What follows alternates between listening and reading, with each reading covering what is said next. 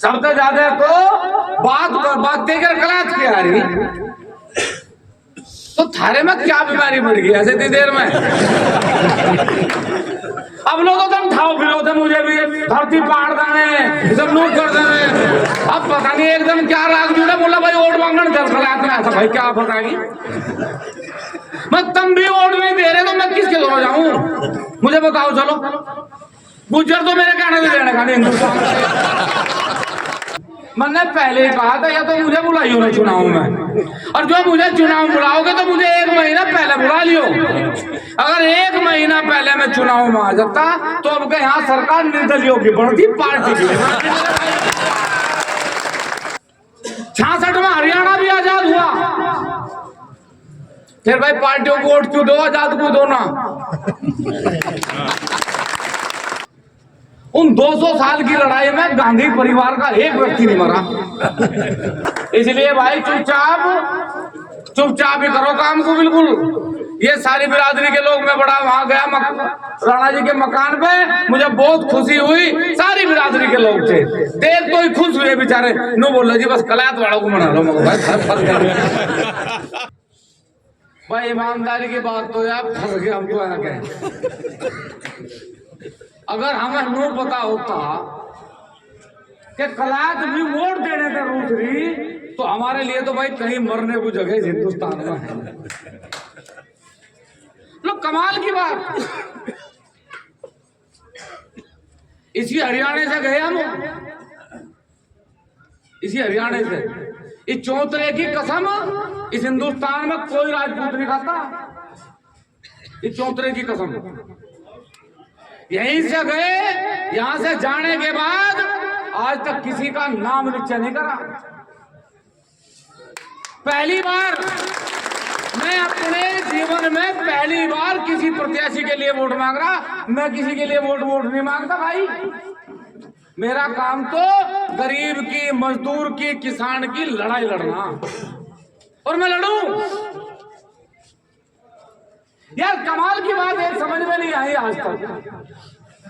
200 साल तक लड़ाई लड़ी अंग्रेजों के साथ। दोस्त मैं नहीं कह रहा, ना मुझे पता ना मैं था जब कभी मेरे चक्कर में रहो। 200 साल लड़ाई लड़ी अंग्रेजों के साथ, 700 साल लड़ी मुगलों के साथ। उन 200 साल की लड़ाई में गांधी परिवार का एक व्यक्ति नहीं मरा। उस 200 साल की लड़ाई में आरएसएस का एक व्यक्ति नहीं मरा, भाजपा का एक व्यक्ति नहीं मरा। और देश पर राज कौन कर रहा? उन क्रांतिकारियों के परिवार का भी एक राजनीतिक व्यक्ति कभी संसद में भेजा क्या आप लोगों ने? भेजा क्या कोई आज तक? और फिर खड़े होकर चिल्लाओ साहब गरीब को नौकरी नहीं मिली, किसान को अधिकार नहीं मिला। सन 1947 में आजाद हुआ ना भारत, 66 में हरियाणा भी आजाद हुआ। फिर भाई पार्टियों को वोट क्यों दो, आजाद को दो ना। जब आजाद हो गए फिर गुलाम क्यों बनने का प्रयास कर रहे? फिर आजाद रहो, आजाद होंगे तो गुलाम होंगे, तो इससे ज्यादा दुर्भाग्य की बात कोई हो नहीं सकती। हम वोट मांगने नहीं आए भाई, हम तो लेन आए, और देनी पड़ेगी। अच्छा जो यहाँ से, अच्छा भाई जो मेरी समझ एक बात क्या नहीं आ रहे, जोड़ से यहाँ से आए तो सारे देने को तैयार खड़े। इन बातों तो मांगू क्या? मुझे तो नहीं बताओ, देखो होता नहीं रहा गाँव में।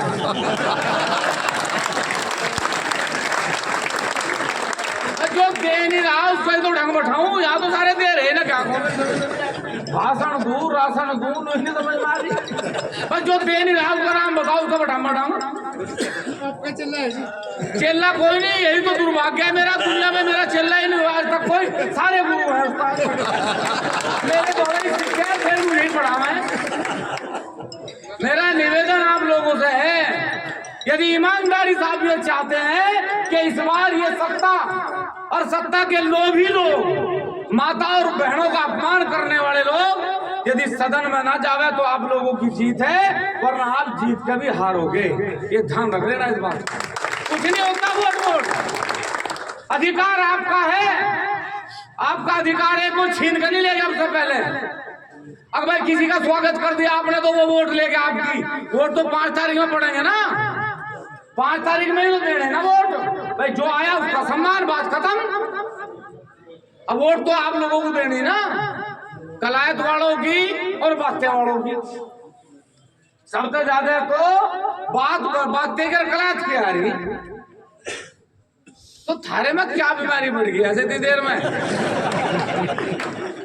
अब लोगों तुम ठाओ फिरो थे मुझे भी धरती पाड़ देने सब नूक कर देने।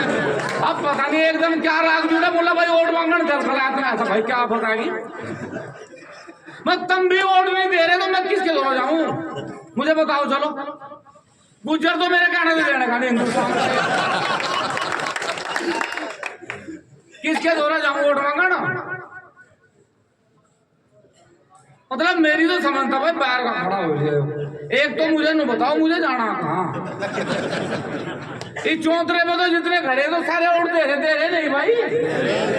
बता फेरी ना क्या कहूँ जी, विधायक जी तक क्या मांगू भाई? मुझे पहली बात तो विधायक जी की पता नहीं गलती जाना ही विनोद राणा गलती।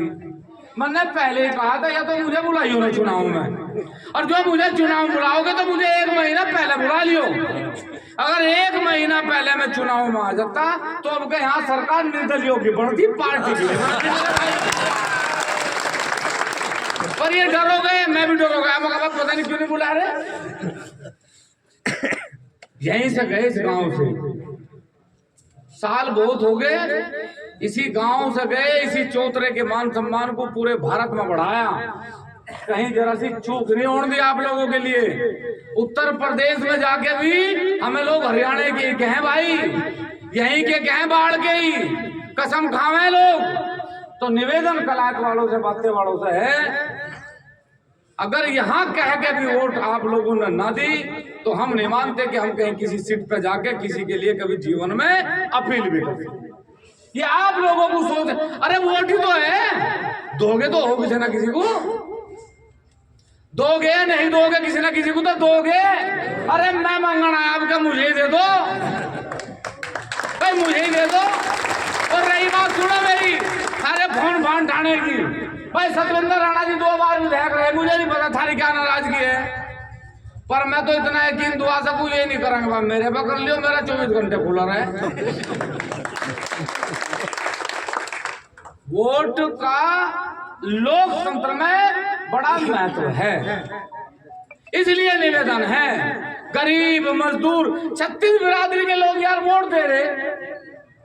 36 बिरादरी, ठीक है, इस सीट पे मेरे हिसाब से 12-13 हजार वोट होंगी ठाकरों की, राजपूतों की, सबका ढंग बैठा रखा उन्होंने। और जो एक 10 के 10 लोग कह देते ना खड़े हो गए भाई हम सतविंदर के लड़ा, मैं ईमानदारी से करा 36 बिरादरी साथ खड़ी, तो मैं कहीं वोट मांगने की जरूरत नहीं।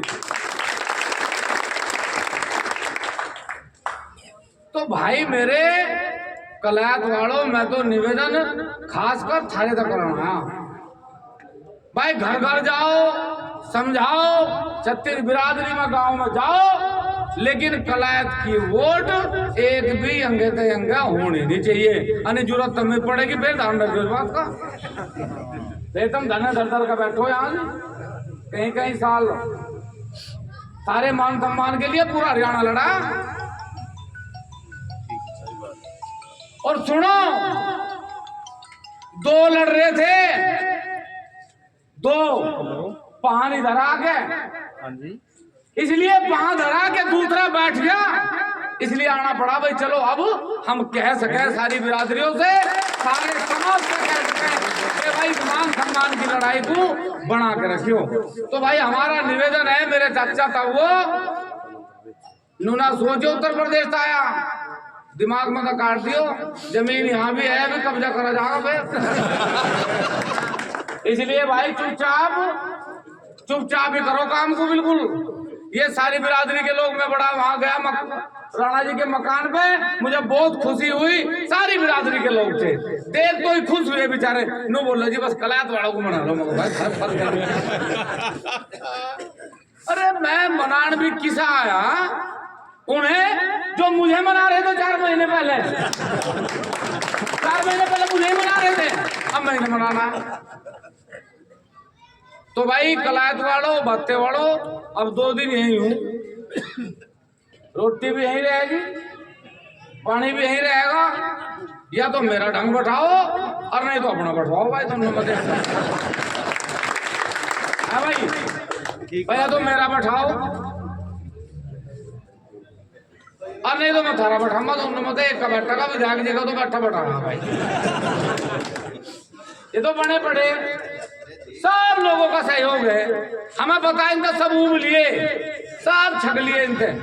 अब तो सब लोगों के मन में हिंदुस्तान आजाद है, हरियाणा आजाद है, तो आजाद ही नेता बने। अब पार्टियों का कोई वजूद नहीं। और खत्म होने जा रहा भाई आस्ते आस्ते में। इनके आचरण को सब समझ गए, इनके व्यवहार को सब समझ गए, इनकी व्यवस्थाओं को सब समझ गए। अब इन पार्टियों में थोड़े दिन का धंधा रह रहा। आजाद हिंदुस्तान में आजाद लोग चुनाव लड़ेंगे, राजगुरु सुखदेव भगत सिंह के वंशज चुनाव लड़ेंगे, क्रांतिकारियों के वंशज चुनाव लड़ेंगे और देश में एक आजाद सरकार बनेगी। तब आप लोगों का भला होगा, तब आप लोगों को आपका स्वाभिमान बचाने के लिए वोट करना पड़ेगा।